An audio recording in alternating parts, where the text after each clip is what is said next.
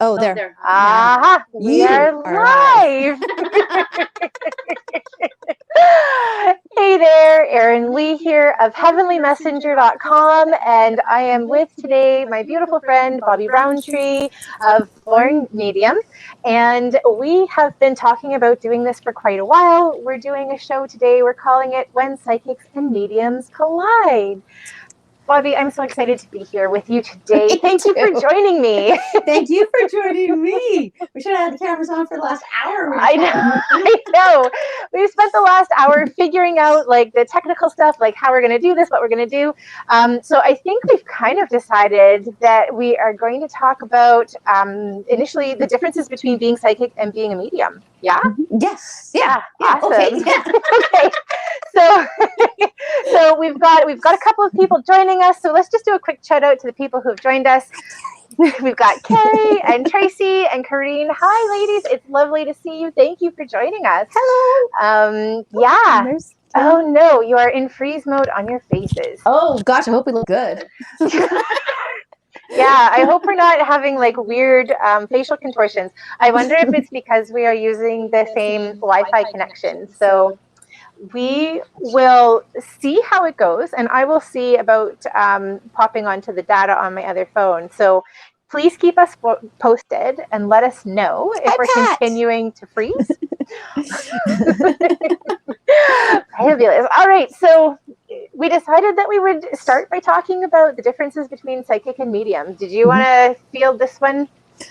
Oh, okay. I know it's not a pet peeve, but for myself, the difference is glaring somewhat. Yeah. And how people would meet us is different as well. Yeah. Because I can do psychic readings, but I can also do mediumship readings, and sometimes they and some people I don't do any mediumship with at all. They only want psychic stuff, and some people are all about the mediumship. But yeah, there's a difference. Absolutely. And I mean, for me, my forte is doing psychic readings. I like to connect with angels. And so we look at things like things that are coming up in the future, things that have happened in the past. But I don't do so much around connecting with deceased loved ones. And I don't do so much around the future. Yeah. And so, I mean, like Bobbi, sometimes deceased loved ones will come through and we'll connect with them, and that's great. But, you know, I think when people come to me specifically because they want to connect with their deceased loved one, there's only so much that I can do. It's not my forte. And so I almost always recommend them to you. Like, you should really go see my friend Bobbi because that's what she does. Follow the dead people.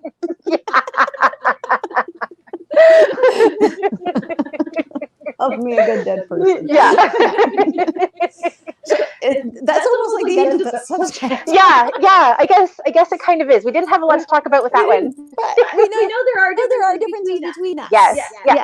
And the way we work. But we also have probably some similarities too. Like the way that you receive messages is probably very similar to the pathways that I use to receive messages around like psychic stuff, right? Might be, yes. So when you receive messages from people, do you receive messages like in vision form? Yeah, I can receive them through vision. I can receive them through feeling. I can receive them through words. Mostly, though, I see a picture and then they give me a feeling and an understanding that goes and coincides with the picture. A lot of times they use things from my life. Yes. So my clients know far too much about me. Sometimes after reading, like, oh my God, I can't believe I told them about that. Oh my God, but I had to tell them about that to get the point across that the dead person was trying to tell me. Because it's so wackadoo the way they can tell you something. Yeah. Like, how do I don't want to reveal anything from anybody's readings. Yeah. Well, go for it. They'll show me ways in which that they are actually messaging. I'm looking at you. Bobbi, your slow-mo scared me. You mean the pendulum thing? Wasn't that scared me? It scared my husband. My husband was like, what's going on down there?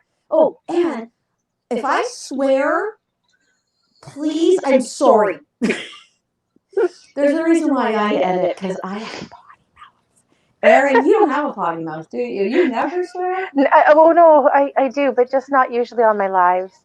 Well, because you're used to it, or maybe you have more control than me. I don't have as much control over myself. Anyway, what the dead will do is they'll show me things they have done to get your attention, and sometimes they'll show me things that I have had from dead people to get my attention, and then I'll say, okay, like my cousin Colin, oh, he's such a brat.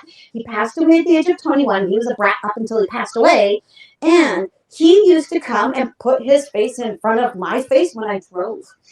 Because little Poop died behind the wheel. The little Poop. Sorry, Colin, but he knows he was a little Poop. He was a little Poop. He knows who he was. And yeah, and he still acts like a little poop on the other side, which is another subject we're going to talk about. Yes, absolutely. But really quickly, like talking about what you were talking about too, in terms of connecting with loved ones, because that's a question I get a lot.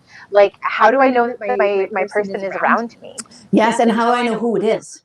Oh, yeah. Yeah, when you find your dime, because they love to lead dimes, dead people dropping dimes. Yep. The first person who pops in your head, that's the person. Okay, like with my nanny, who is my mother's mother. I call her nanny, I call my mom grandma. Yep. I differentiate. Yes. She is smelly. She's an Avon lady who had an actual room completely dedicated to Avon. So you can just imagine what their house smelled like. It was beautiful, aromatic, old lady smell. Absolutely. So I will get that. And I'm like, oh, Nanny's around. There's something going on with my mom. Or one of my mom's sisters, because she never comes to see me. She comes to see her girls, which makes perfect sense. She loves her girls.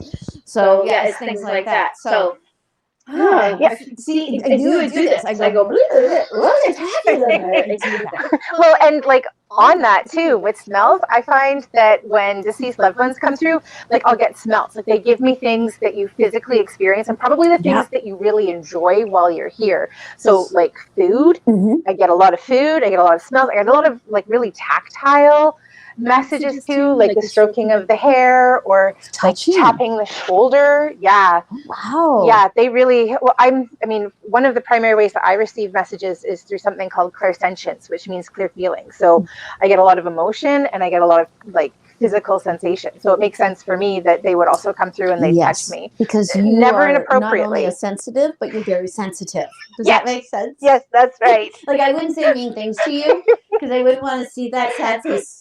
Because I would cry. You would probably cry. I absolutely would cry. And if you said mean things to me, I'd say I'm right back.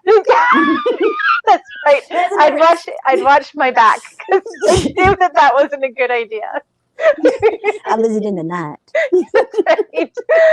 Now I see here that Kareen has mentioned that we have a bit of an echo. We're actually sitting like 5 feet apart, and we both have separate mics. So we might be, our mics might be picking up on each other and then giving them the audio twice. So if that's still an issue, let us know, and we might see about turning one of the mics off and then just going with the audio for one. Probably mine. It could be mine too. Probably. They're talking to each other. They are talking to each other. So yeah, let us know if we yes. Yeah. And any opinions on pink? Went crazy, turned 50. I went a little Colored pink. my hair pink. My little pink. Yes, it's psychic pink, so that's why I bought it. Because I thought this is God's ways. And I've just been talking to you. So we bumped into each other at the parking lot. I was driving, so fortunately it wasn't a literal bumping full in. bump in. No, yeah, it was just like we didn't actually collide, which is interesting because that's what we've called today's show is when psychic mediums collide. Yes, we almost kind of did collide because I didn't recognize your car. Yeah, because I almost ran you over. And my daughter said, "Hey, we should let that car go by," and I said, "Screw that!" And the crosswalk. You can freaking stop, and it was you. And I did stop, which is good. So just know, if I'm in a crosswalk, I'm going to stay in that crosswalk. Awesome. And so just to kind of keep going down through, Carrie's saying, Lisa is saying hi, and Carrie Ann is saying hello from Labrador. And Emily, that's cool. Emily is saying, no worries, she's a sailor too. So, good. I think we found your people, Bobbi. As long as I don't use the C one. I could use the F one. Yeah, well, let's play it by ear. I won't use either. I'll be very careful.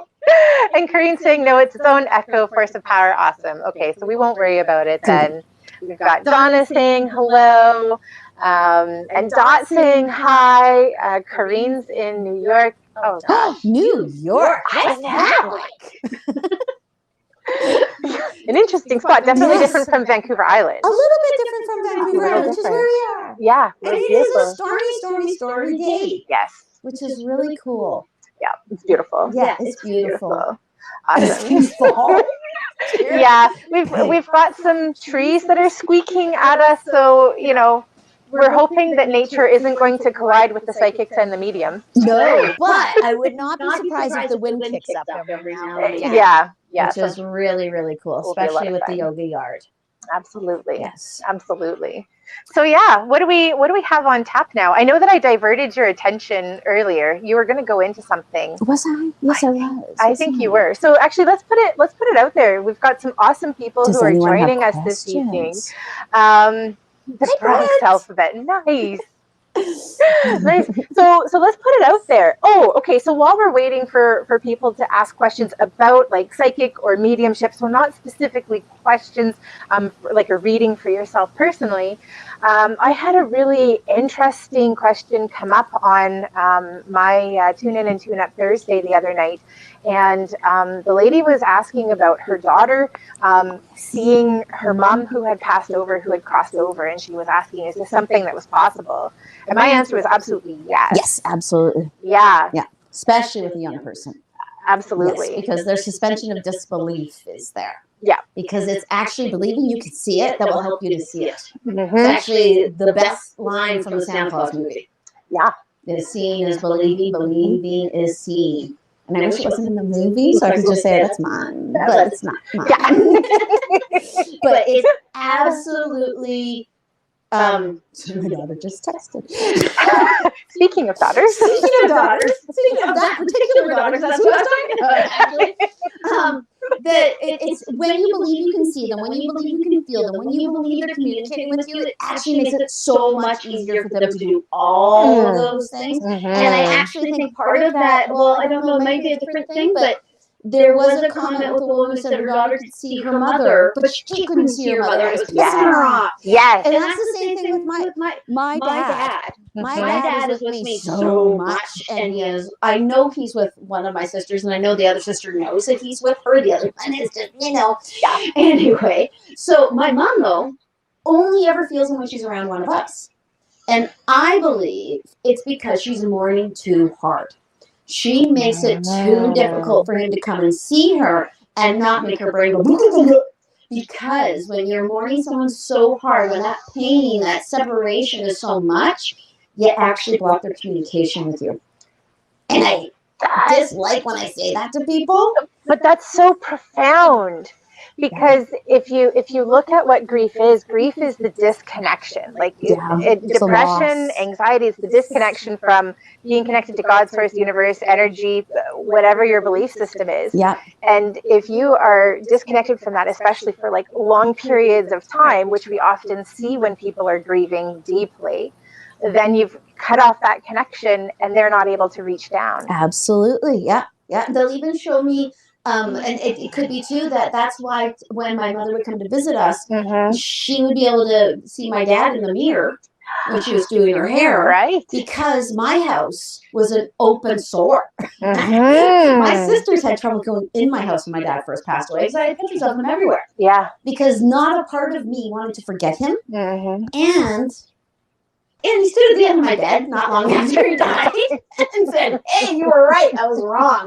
There's a God." Because my dad was an atheist. Right. Big time atheist. But he was an atheist who would profess the non-existence of God, but then actually talk about the existence of God within the same breath. So he was just very upset. He had a hard life. So he had to blame somebody. Right. And he blamed God instead of his biological father, which is who he should have blamed. Right. Right. Yes. Who came to my house too, that guy. Dead. Not alive. Dead. Yeah. On the other side.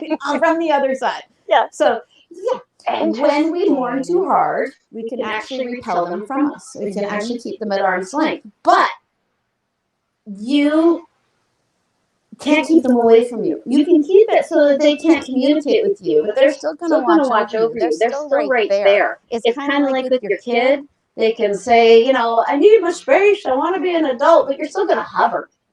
You're still going to know everything that's going on. You're still going to watch over them. Yep. And that's what our dead do. They watch over us in a similar sort of way. That's awesome. Well, and then the other aspect that I look at, like when people have crossed over, try to connect with us, they have to bring their energy down low enough for them to be able to connect with us, It's right? a lot of work. It is. It's a lot of work. Mm-hmm. And then you also have to be in a place where you can like raise your energy up enough to meet them. Yes. And well, within your morning, I think that comes. Because right. it's the familiarity, I think. Right. Because the dead can reach into your body and grab a hold of your heart and make you go, oh my God, what the hell? And you have this memory, and it's because they're standing behind you, but you don't realize that. All you think about is how much you've lost them.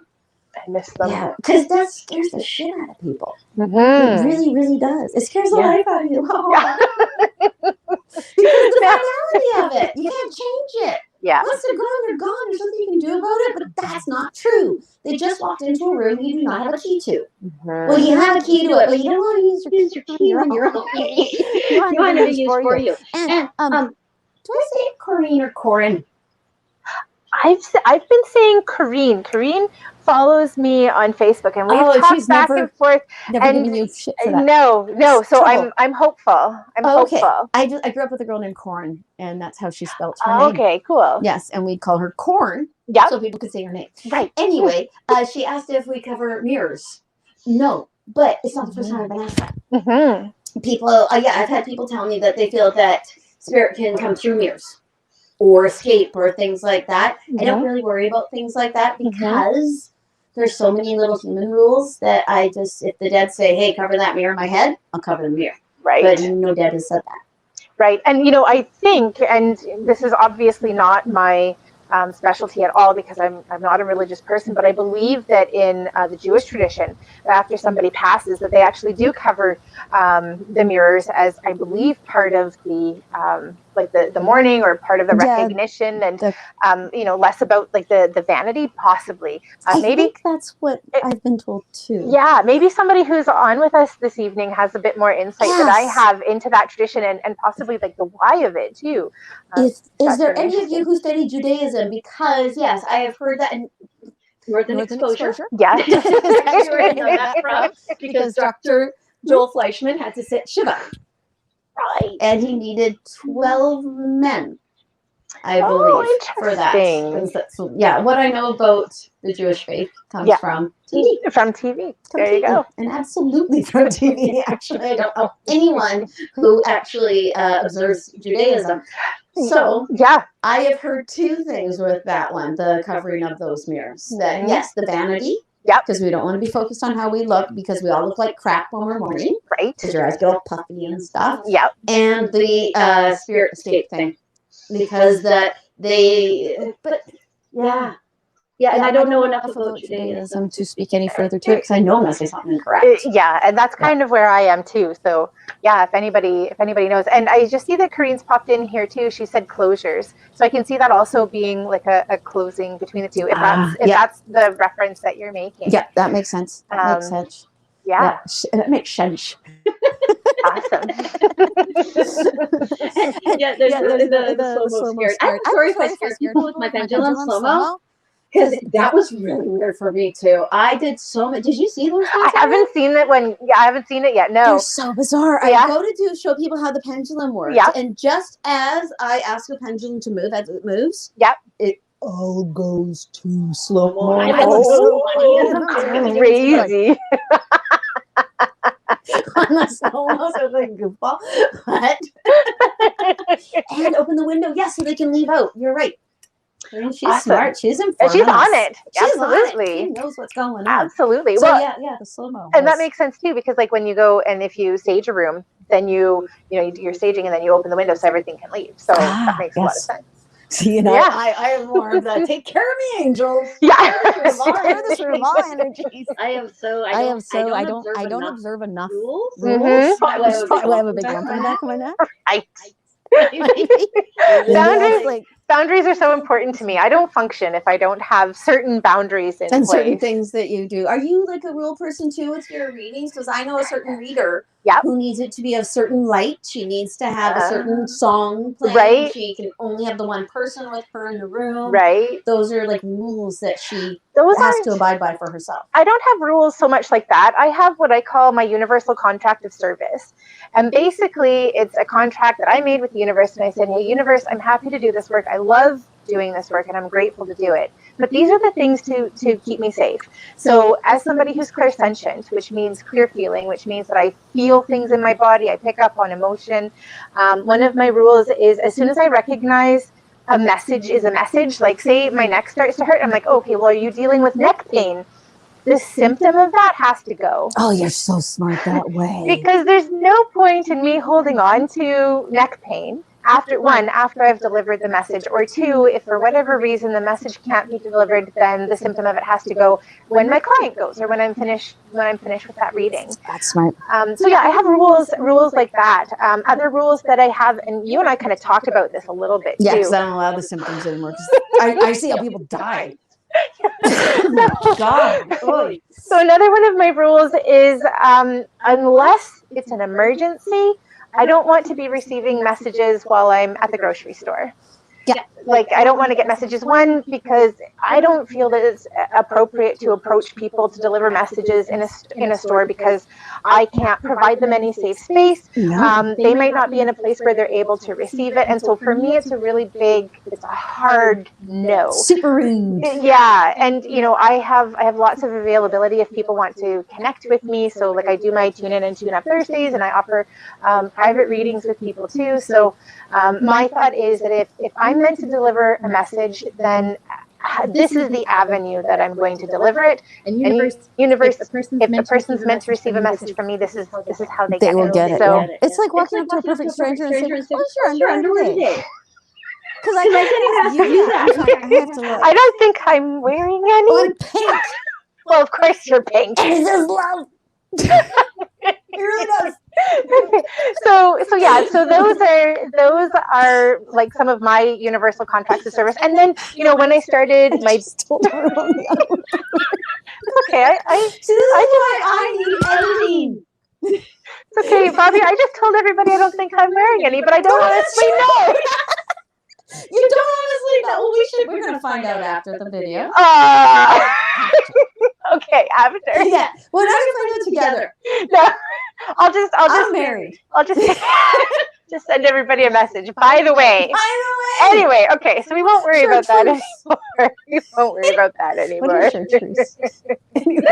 And so Lisa, I've just noticed, she says that she loves the universal contract of service and appreciated learning that through Reiki training. Yeah, absolutely. Like that's, for me, that was huge. And I had to do that because if I didn't, I was so overwhelmed and bombarded by messages and information, just like because of how I received Like last things. month.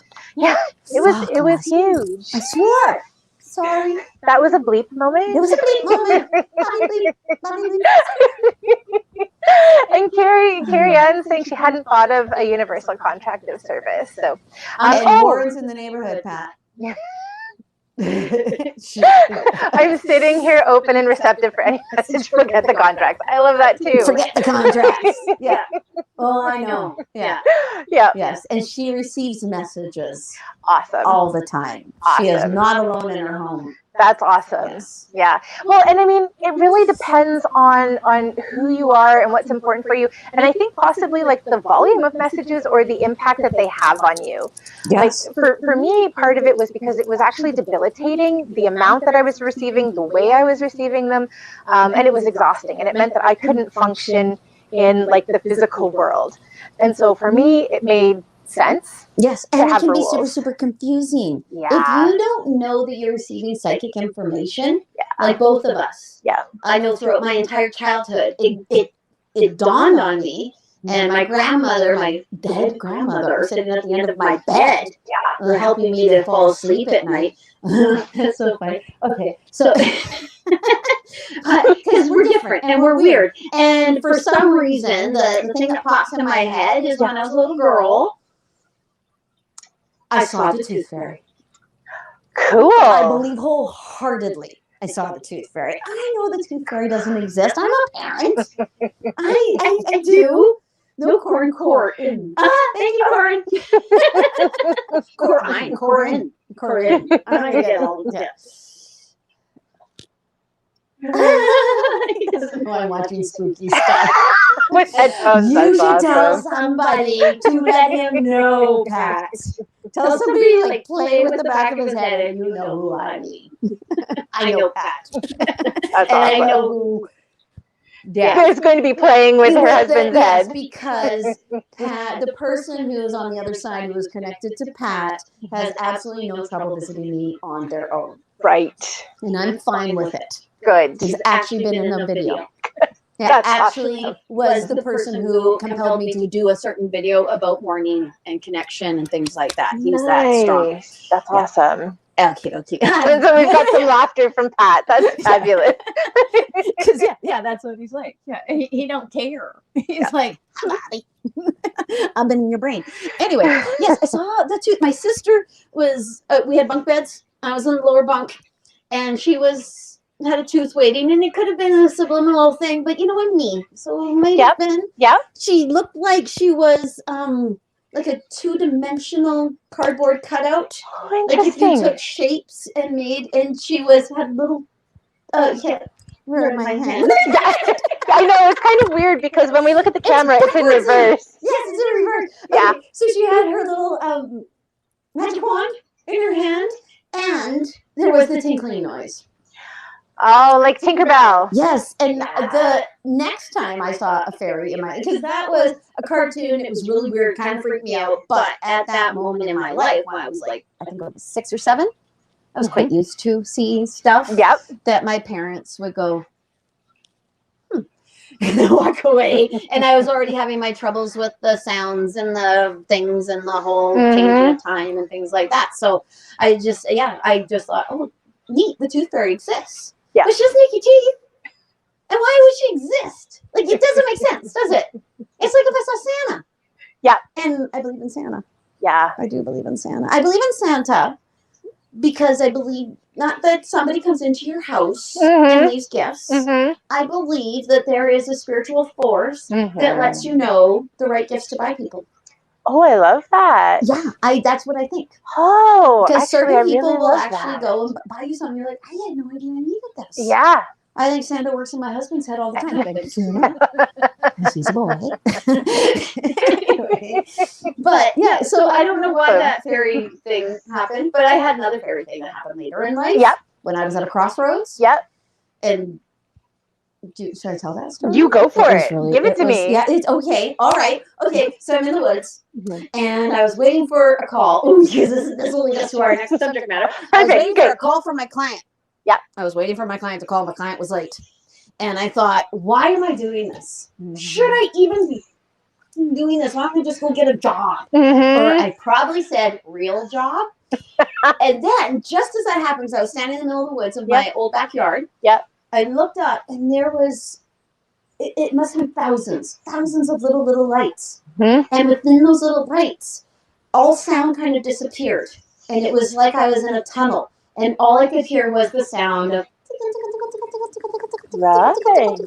and I was completely overcome with this feeling that I'm seeing fairies. And I haven't seen them like that ever again. I've not been at that crossroads. I said, okay, I'm going to swear. Holy fuck. That's what I said. Okay, I get it. Oh my God. Holy. It scared me. It scared me into knowing that I wasn't doing this for me. I wasn't doing this out of anything else but for the fact that they wanted me to. Yeah. And it really freaked me out. You know what? That was one of my profound experiences with angels too. Oh, okay. So when I first started doing this type of work, I was actually going to school because I wanted to become an accountant. And I absolutely loved the courses and the classes. I was doing very well in them, but I was feeling kind of empty. Yeah. Sorry. It's a lot of numbers. Which I really enjoy. I really like numbers. But anyway, several different things happened, and I went on this course. I went home because at the time I was living with my parents and going to school, and I said, hey, you know what, guys? Not only am I not going to become an accountant, but I'm going to be a psychic instead. Which was a really interesting conversation to have. How cute. Yeah. I used to say actor. and so I left my job, and I was living on my savings, and I was going down to Nanaimo. I was living in Courtenay. So if you're not familiar with the island, it was about an hour drive away. And I was using my teacher's office and was offering readings out of her office. And I went down for about a month, and I didn't see anybody. And one night, because I would stay overnight, and I would do 2 days in her office. And one night I said, hey, you know what? Like, angels, I can't do this anymore. One, like, my confidence can't do this anymore. But two, financially, I can't afford to do this anymore. Like, there's no money that's coming in, and I need you to show me. I need you to prove to me that this is what I'm supposed to be doing. So I get ready for work the next day, and this man, whose name was Raphael, walks up the stairs, because the office that I was working in had stairs. He said, I saw this sign downstairs, and I just felt drawn to come in and to get a reading. Oh my God. And this fellow was a musician, and he was visiting from Rome, and he worked, or he was doing a gig that night over on Denman Island, which is basically like when I'm at home and I'm doing readings outside. Denman Island is the island behind me that you guys can see. And he was my first paid reading, and it happened the night after I had said, you know what, like this, I'm not going to do this anymore if you don't show me that this is where I need to be. And I've had a couple of times like that too, where it's been like, okay, you need to show me that I need to be here, that this is what I'm to be doing. And that means that you need to support me. Like, I need to be able to support myself in doing this work. And then that is amazing. Raphael from Rome. I know, right? Jeez, I love. Anyone out there who doesn't know what we're talking about with Raphael? Raphael is the archangel for healing.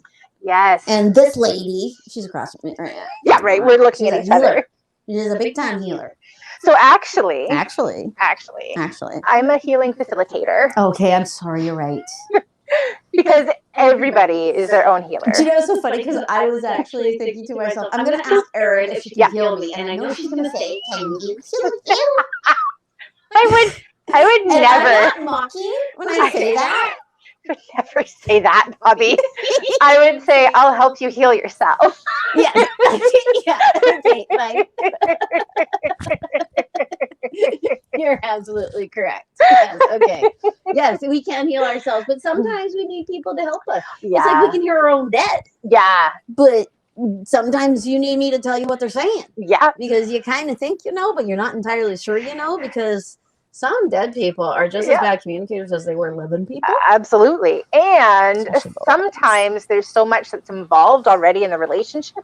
Like when I was younger, I used to tutor math. And actually, I was thinking about this as I was driving to your house. So obviously, we're meant to share this. I used to tutor math because I love numbers.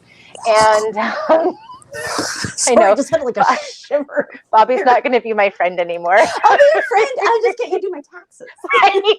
Okay, well, that's maybe not a great idea. But anyway, I used to tutor math, and I was in high school, and I think I finished grade 11 math, and I had a couple of students whose parents were both teachers, and one of them even taught math, and so eminently more qualified to teach their child math than the kid with the grade 11 math background. But there was so much in that parent-child relationship that even though literally you had an expert, they weren't able to teach their child. And I think sometimes that's what happens when people come to see us, because you're right, like they're getting messages, they're receiving their intuitive messages, they're getting messages from their loved ones, but they're not understanding what it is because they're too close. Yeah, that's when the comes in.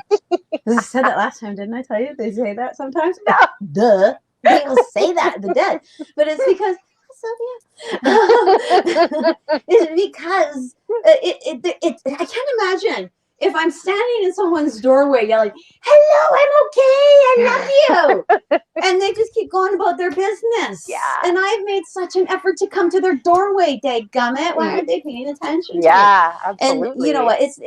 This seems mean to say it like that, and I don't mean to sound mean that your dead loved one is like frustrated with you, but It's more, I think, more to realization of start looking around, start paying attention. You're not alone. Absolutely, everything you think might be going on is probably going on everywhere around you all the damn time. So lots of believe, like believe that you are. Yeah, believe that it's them. Believe the message that they're sending when you. You find that dime. That if you find the dime and immediately you think Aunt Fran got the dime. Yeah. Or Aunt Fran helped so and so to leave the dime, but Aunt Fran was involved, and say thank you, Aunt Fran, for all the work you did. Yeah. So that Aunt Fran isn't up there going, what the fuck? I just want you to know that my Aunt Fran never swears. So do you actually have an Aunt Fran? I actually do. And you know what? Actually, she has passed. She passed a couple of years ago, and I'm like, okay, yeah, that's definitely her coming through. So okay. Did she say what the fuck? No, she definitely would not have. I can't imagine anyone you found swearing. Maybe your dad.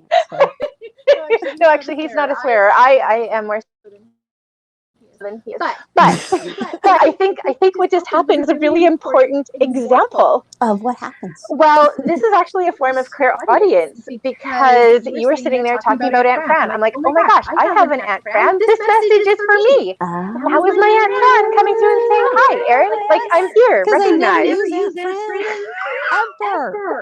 So I mean, I think that's actually kind of profound. Yeah, right. She's like blue. I'd be really surprised. but Train on lighting. And no, there isn't going to be a full moon tonight, as I proved to you what I am or am not wearing. But I think that was really important. Like, you guys were here with us. That was so simple. Bobbi was just talking. She was just sharing something. And I'm like, oh, that really speaks to me. That's a message from my Aunt Fran. Hi, Aunt Fran. How are you doing? Yeah, and actually, if any of you guys... Yeah.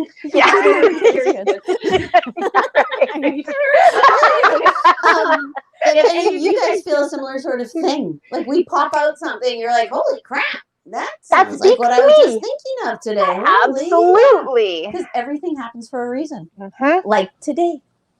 Happened for a reason. I was worried about money. Yeah. Because I was worried about money, what happened to me? Mm-hmm. I was 2 out of 3 readings. Because I was worried about money. So the universe said, oh, you want to worry about money? I'll give you a reason to worry about money. I'll give you something to worry about. Out of your hands. Yeah. Well, yeah, because the universe gives you what you expect or what you're afraid of. What are you putting your energy or what you into? ask for. Exactly. And sometimes we don't realize what we ask for. Yes. And how do we ask for things? We ask for things by thinking about it a lot. Yes. We by putting energy into it. Oh man, I'm really worried about my bank account. So what happens? Your bank account becomes something to worry about. Yeah, because worrying is wishful thinking. Dummy. It's just wishful thinking about things you don't want. I was being dumb. I know better. I know so much better than that. I know also too that if a client needs to reschedule a reading the day of the reading, it means that I was not supposed to read them that day. That maybe I'm supposed to go do this, or another client's going to call and they really, really need me, or the house is going to, no, I'm not going to say that. Yeah, I mean, cancel, clear, delete. Don't invite anything in that you don't want to experience, Bobbi. Yeah. Okay. Pat has asked about the heart health breathing issue. Okay. Were you quite possibly having it felt like something was sitting on your chest and you couldn't take a deep breath? Because I get that when I go and sit in my salt tub and say, okay, what do you guys want to tell me? I can get these moments where I'm like, oh my God, I think I might be drowning, but I'm not under the water. Oh my God, I can't even breathe. Holy cow. And then I'll say, back up. Give it to me like I'm 5. That's what I'll do. And if that is actually maybe what you're experiencing, Pat, it could very well be actually you're getting more psychic information because your brain is on the other side quite a bit and quite connected to another person up there. And all of us are psychic. We're just all at different levels and different acceptance of our psychic abilities. So possibly, you might be getting some psychic information. Cool. If only you had a neighbor who could help you. That's what I mean. Oh, Pat's saying actually it felt more like a heavy weight on you. on her. Okie dokie. You know what? I might have to come over to your house. And I mean that with love. Because I've had that heavy weight where it actually feels like someone's sitting on you, and that was an earthbound spirit trying to frighten me. Interesting. Because when we can't breathe, we immediately go. Right? Yeah. You get frightened. You panic Interesting. because your heart can't relax. So, have you worked at all with boundaries with stuff like that? Oh, all the time. Okay, All and the it time. still doesn't work? No, it works. Oh, It works. okay. But sometimes I leave a door open. It's kind of like if you have a crack small enough for a rat to get in, a mouse is going to get in. Right. So when I let all the dead people come into my house, sometimes I totally forget to clear my house. And I go walk my dogs. And I'm walking down my street going, oh, crap. Angels, please clear my space. Please clear it. Because I clear My room, my I clear room, my house, I clear my yard, I clear the neighborhood. Because I honestly think I affect my neighbors. I can absolutely see that. So I actually have that as part of my universal contract of service. And yeah, I never call it my universal contract of service, but yeah, I call it a contract too. Yeah, and I don't clear my space at all because that's one of my rules is that my space is always cleared. Oh. So if somebody comes in with something, if we release it, then like it goes, because that's sometimes part of what we do. Like if they've got something attached, then we release that. But it can't stay in my space. This is all part of you teaching me how to streamline myself. I am learning from Erin. We always learn. There's always opportunity to learn. But yeah, that's part of my universal contract of service is, like nothing that can have a negative impact on me or the people who live in my home or my space. And that also means that if a client comes into my home, like I'm not seeing people in person right now and haven't for a while, but if somebody comes into my home, they also can't leave with something that's not theirs. Yeah. I hadn't thought about that. Yeah. So that's all part of my my Your rules. whole thingamajig. See, I never ever worry about anything attaching to my clients because to me they are holy. Right. And I don't mean that in a biblical kind of way, but I guess I read the Bible. Yeah. I own two. Actually, I own what I call an idiot Bible, right, and a regular Bible. Right. My idiot Bible is done in plain speak. It's actually a children's Bible. Cool. But I went and I bought it because I was going through university and we were studying the Bible. Yeah. So I thought, I'm not reading the scripture. Right. And understanding it completely. So I'm going to get my idiot version. I'm off. Oh, no. Bobbi, you disappeared. I did. Did your battery run out? No. Okay, hold on a second. That was really weird. Maybe you're telling secrets. Something they don't want me to tell. You're telling secrets they don't want to share. That's really weird. Hold on. I actually don't have you as a guest anymore. Oh. Let me just Oh, now I'm all alone. Instructions for guests. Okay, if you go back to the StreamYard, can you pop back in? You might be able to. I'm in there now. You're in there now? I can see myself and I can see what we had on before we started. Oh, that's so weird. Hold on a second, guys. We're just going to go on pause temporarily. Sorry. Watch me knock over all of our equipment here. And this is fun. Oh, enter studio. Just do it with my name. Enter your name. I'm just going to put. Oh. Yeah, I have auto. Okay, perfect. Okay, so you're there. Oh, look, there's me. Okay. You. Well, that's my chair. Okay, hold on. Only the host can see you. The host. Okay, well, hold on. I'm gonna just add you back in. Be ready. Add to stream. So magic. What was I talking about that they turned me off? Because they do that. You were talking about reading the kids' Bible. The kids' version of the Bible. Oh, good. I'm so glad that you could hear coffee. Okay, so no Bibles for dummies here. No Bibles for sorry, dummies. Don't disparage scripture because actually that was the word I said. I said I wasn't about to read the scripture. Yep. And they turned me off. Good grief. Be careful what you say, Bobbi. We've already seen what they can do. Wow. That was neat. That was actually kind of fun. That was fun. I love it when stuff like that happens. During my reading sometimes. Do they ever do that to you where I've been saying something, all of a sudden the client can't hear me? Yeah. And I go, I wasn't supposed to say that. Yeah. Sorry. Probably my coolest experience with that, and this goes back like 15 years when I first started, and I used to record readings using a cassette tape. I actually found the recorder the other day. Oh my God, I remember when you used to write too.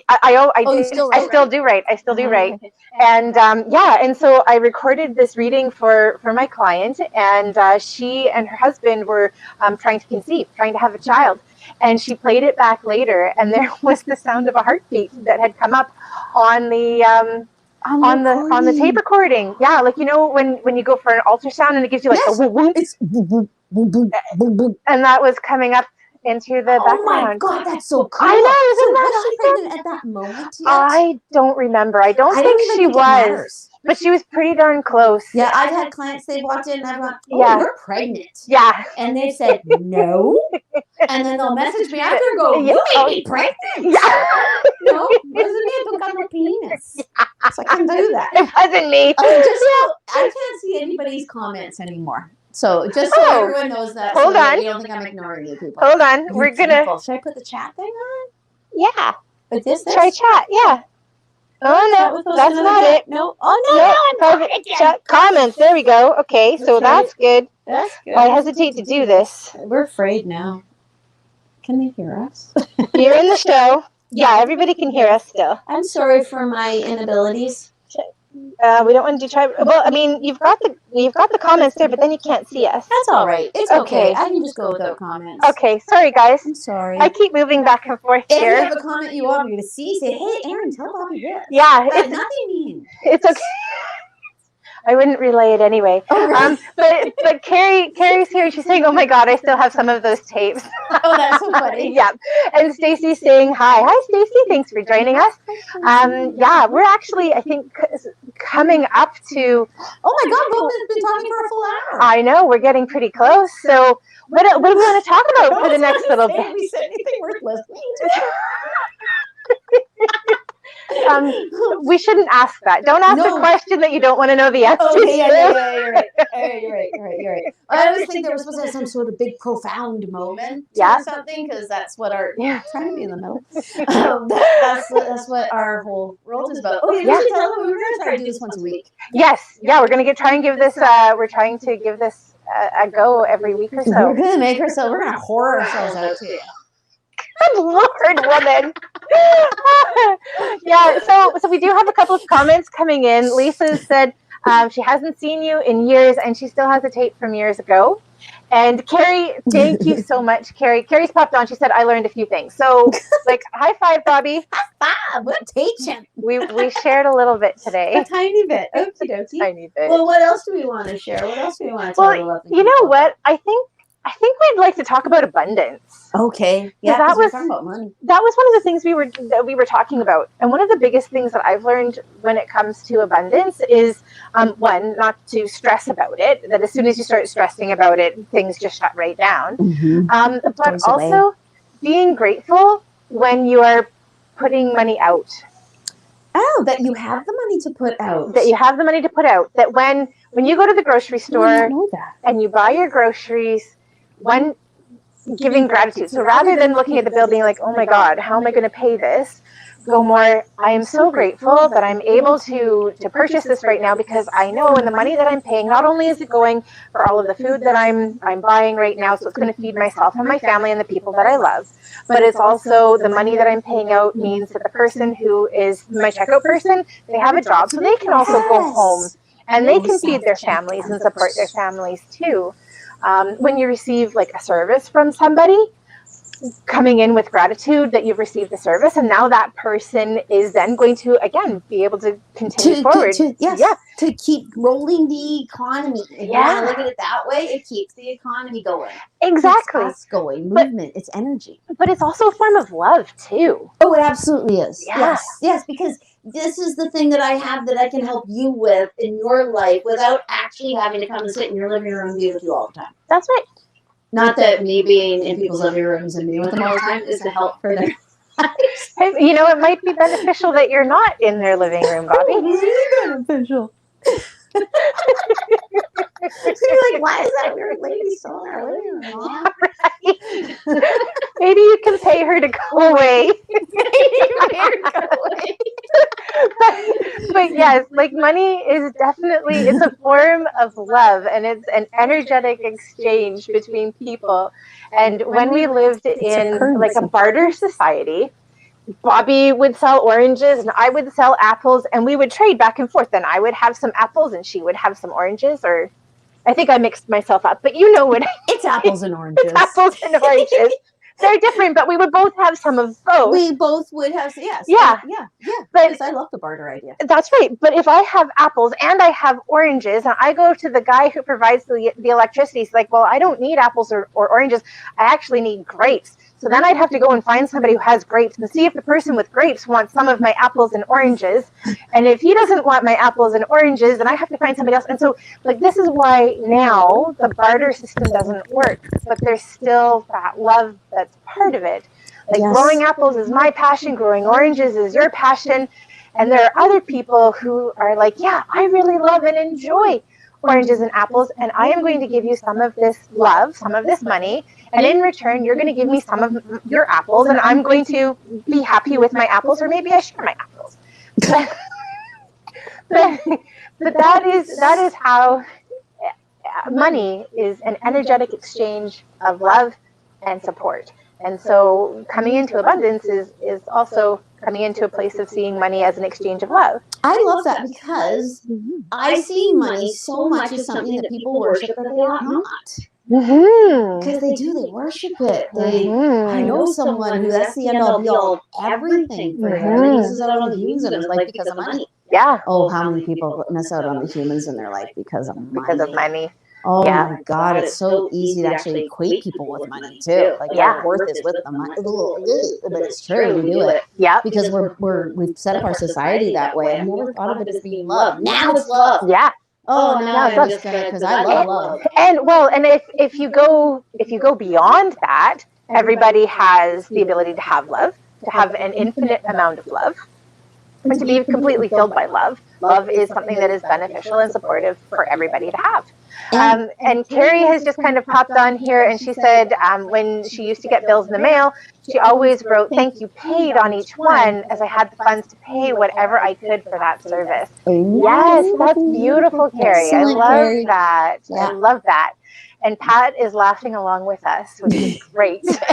I'm hoping that that's where the laughing faces are coming from, that it's laughing with us and not at us. I don't think that was that. But we're big enough people. We're broad enough shoulders. We can handle that. Unless we were being hilarious. Oh, phone drop. It's okay. It's okay. It's okay. It'll lift. It dropped on its corner and then flopped and down. then it flopped down. So it's still okay. It should be okay. Yeah, that's awesome. funny. Yeah, because I just did that video on money just before you came. Perfect. Because money. But money makes the world go around. Money is the root of all evil. Money. But that's actually part of the problem. It totally is part of the problem. It's People think money is evil. And it's you not. have to be able to have it. Evil? Yes. I said evil. You have to be evil to have it. I remember my sister once telling me that rich people are rich because they've screwed over other people.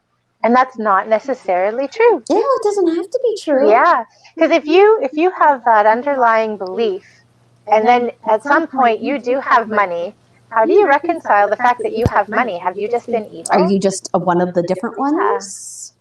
So no, money, and I think that's a pretty big paradigm shift for people to go through, is that money isn't evil. Money is an exchange of love. Yeah, it's an exchange of support. It is the energy. dead don't have any. Yeah. And they don't want me. Yeah. And the only ones who recreate their possessions on the other side are men with cars and hoarders. So if you have a hoarder who's crossed over in your life, or a pack rat, and you're worried about getting rid of their stuff because they were so attached to it, not to worry, because they've recreated it all on the other side.